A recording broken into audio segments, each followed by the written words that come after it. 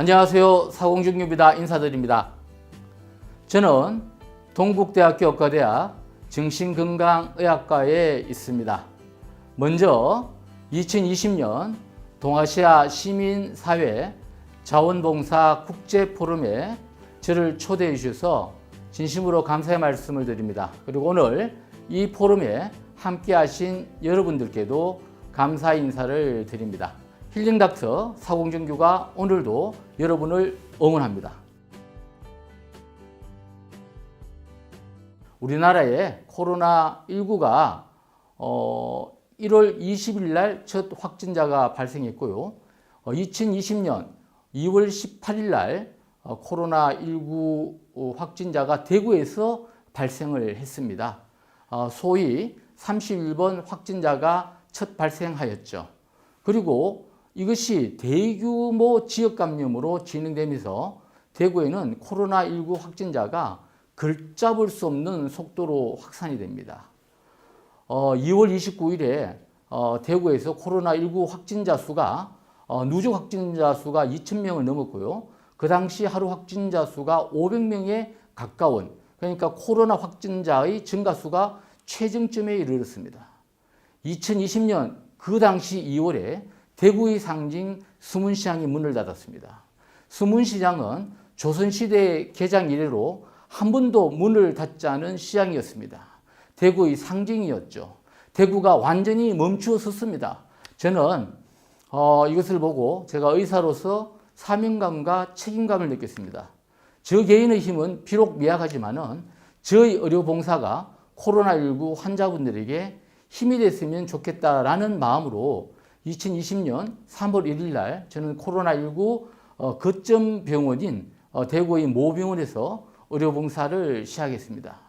제가 의료봉사를 하면서 제가 느낀 것은 코로나19 환자를 제가 회진도 하고 또 면담도 하고 또는 검사를 하면서 느낀 것은 코로나19 환자들의 대부분은 코로나19의 감염병 때문이 아니라 코로나19로 인한 불안, 우울로, 즉 마음의 상태가 더 아팠다는 사실을 목격했습니다. 코로나19 환자분들이 저의 어떤 격려와 위로 속에서 힘을 얻을 때마다 오히려 제가 그분들께 더 감사한 마음이 들었습니다.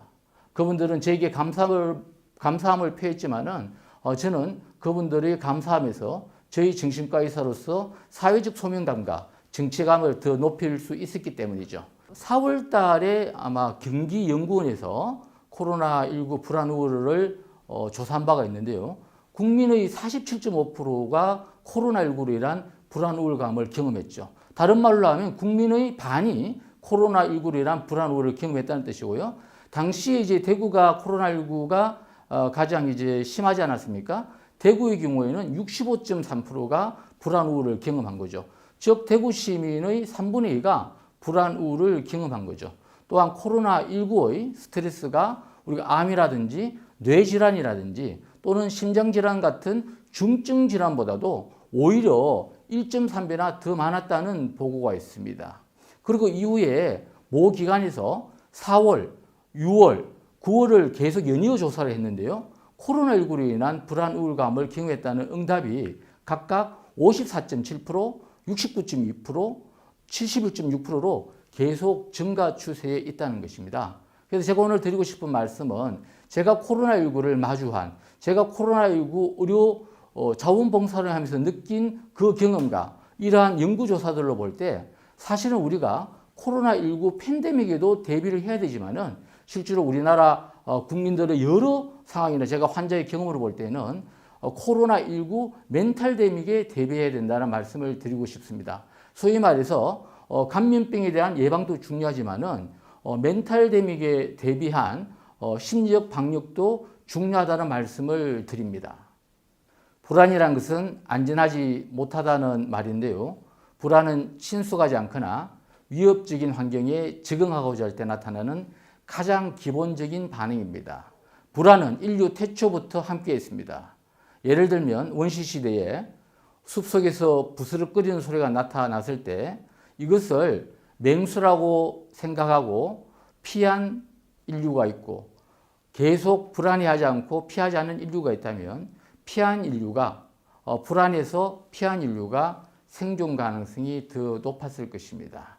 제가 드리고 싶은 말씀은 불안이란 것은 우리 삶을 파괴하고자 하는 목적이 있는 것이 아니라 생존 본능에 기능한 가장 기본적인 반응이고 가장 일반적인 반응이라는 말씀을 드립니다.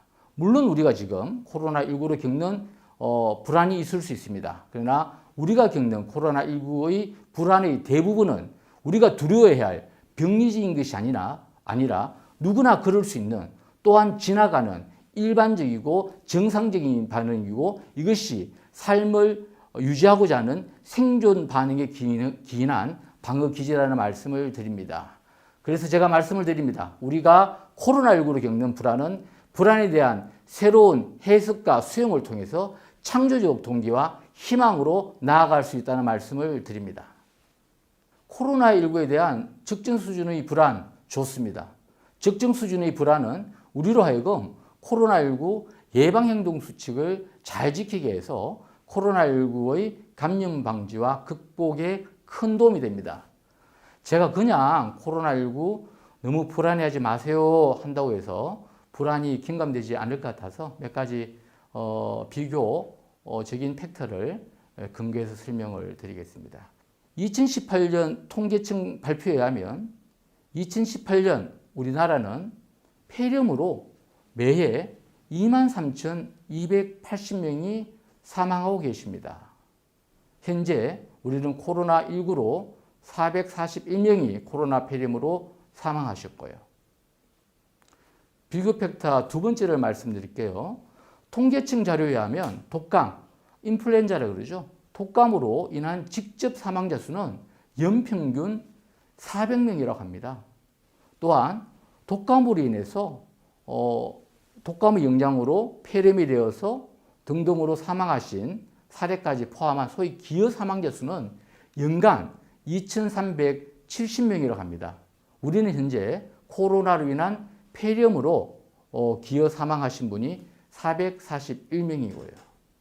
아마 코로나19 불안을 가지신 분들을 보면 대개 한 5가지 정도 불안이 있던데요. 처음으로 말씀을 드리면요. 본인이 주변에 코로나19를 타인에게 전파할까 봐에 대한 불안인 거죠. 코로나19 예방 행동 수칙을 잘 지키면 코로나19의 주변으로의 전파 우려는 크게 걱정하지 않아도 된다는 말씀을 드립니다. 예를 들면요. 우리나라는 지난 4.15 총선에서 약 2,800만 명이 투표했지만 투표로 인한 코로나 확진자는 없었다고 발표를 했습니다. 그럼에도 불구하고 지나친 불안 없이 코로나19의 방역 수칙을 잘 지키는 것은 굉장히 중요합니다. 본인이 코로나19 감염이 되어서 주변으로부터 비난의 대상이 될까 봐에 대한 불안이 많으시던데요. 만약 코로나19 예방행동수칙을 잘 지켰음에도 불구하고 확진되었다면 그것은 불가항력적인 것이고 그 누구도 비난할 수 없다는 말씀을 드립니다.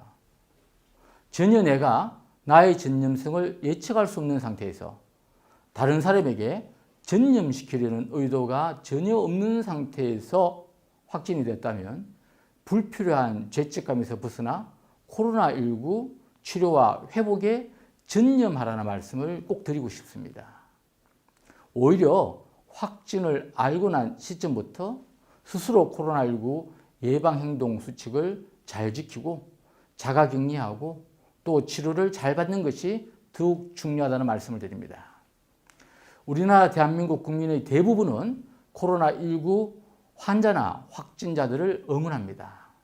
혹 코로나19 환자나 확진자들을 비난하는 분들이 있다면 그것은 비난하는 사람들의 문제이다라는 말씀드립니다. 결코 코로나19 환자나 확진자들이 비난받아야 될 대상이 아니라는 점을 말씀을 드립니다.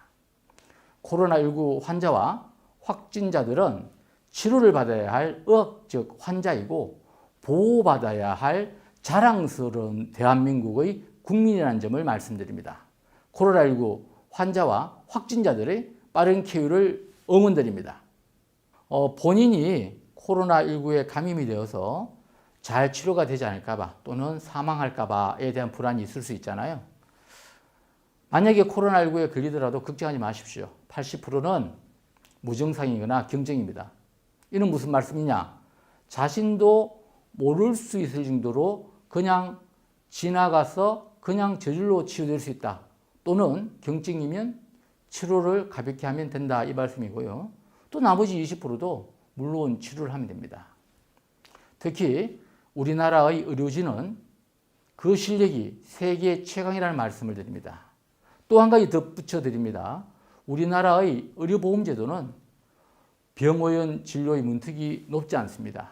국민의 입장에서 또 환자 입장에서는 언제든지 병원의 치료를 받을 수 있는 아주 좋은 의료제도를 가진 의료선진국이다라는 말씀을 드립니다. 대한민국 국민 여러분, 의료에 대해서 자부심을 가지십시오. 고맙습니다. 코로나19로 인해서 소위 사회적 거리두기가 있잖아요. 또 자가격리 등으로 인해서 외로움, 고립감을 넘어서 우울감을 호소하는 경우가 많은데요. 자, 홀로 있음. 과연 이것을 어떻게 바라보아야 할까요? 예를 들자면 게임 의존에 빠져서 밖에 나가지 않고 하루 종일 게임만 하는 사람이 있다고 칩시다. 그런데 그 사람에게 너는 이제부터 강제적으로 집 밖을 나갈 수 없다고 이야기한다면 아마 이분은 그때부터 불안하고 우울할 것입니다. 홀로 있음을 스스로 마주하고 자신을 만날 수 있는 소중한 시간으로 의미를 부여한다면 홀로 있음이 외로움이나 고립감, 우울감으로 느끼는 것이 경감될 수 있다는 말씀을 드립니다. 홀로 있음을 스스로 마주하고 자기 자신을 만나는 소중한 시간으로 의미 부여한다면 오히려 코로나19로 인한 변화된 우리의 일상이 다른 사람과의 관계의 소중함을 일깨워 줄 것이고 또한 자신만의 시간을 가질 수 있는 이유와 자신만의 시간이 소중함 그리고 자신과 만나는 성장 과정이 될 수 있습니다. 코로나19가 끝난 그 언젠가 우리는 우리 주변의 사람들을 더 아름답게 보고 더 배려할 수 있고 자기 자신도 성장한 모습으로 만날 수 있을 것이라 생각합니다. 코로나19가 끝나지 않을 것 같은 불안으로 이제 희망을 잃고 무망감, 우울감을 호소하는 분들이 있습니다. 전문가들에 의하면요, 코로나19는 빨라도 내년 후반기에 종식이 된다고 합니다. 그러니까 지금 현재 시점으로 아직 우리가 코로나19 터널을 지나온 시간보다 남아있는 시간이 더 많다는 것을 의미합니다. 긴 호흡을 가지고 마음을 대비하는 것이 중요하다는 말씀을 올립니다. 코로나19가 장기화된다 하더라도 우리는 이럴 때일수록 우리가 어쩔 수 없는 부분을 받아들여야 합니다. 우리가 바꿀 수 없는 일은 수용할 수 있는 의연함을 가져야 합니다. 우리가 바꿀 수 있는 일은 바꾸는 실천을 할 수 있는 용기를 가져야 합니다. 그리고 이 둘을 구분할 수 있는 지혜로 코로나19를 바라보아야 합니다. 코로나19가 장기화된다는 것을 받아들이고 우리는 코로나19의 극복을 위한 예방 행동 수칙을 잘 지키면 된다는 말씀입니다. 그러나 어떠한 경우에도 코로나19는 끝이 납니다. 감염병이 끝나지 않은 역사는 없습니다. 이 또한 지나갑니다. 여러분들을 응원드립니다. 제가 오늘 여러분들과 함께 코로나19 불안 우울 어떻게 볼 것인가에 대해서 말씀을 나누었습니다. 이제 마무리 말씀을 좀 드리겠습니다. 우리는 모두 마음의 트라우마를 안고 살아가는 사람들이고요. 우리 사회도, 우리 대한민국도, 더 나아가 우리 인류도 사회적, 역사적 트라우마가 있습니다. 이번 코로나19 위기는 위험이자 기회이기도 합니다. 우리는 지나친 불안 없이 코로나19 예방행동 수칙을 잘 지켜야 하고요. 또한 코로나19의 시간을 나 자신을 바라보고 나 자신을 성장시키는 소중한 시간으로, 그리고 타인을 비난하는 것이 아니라 서로를 배려하고 서로를 응원하는 마음으로 맞이할 때 코로나19 멘탈 데믹을 극복할 수 있다는 말씀을 드립니다.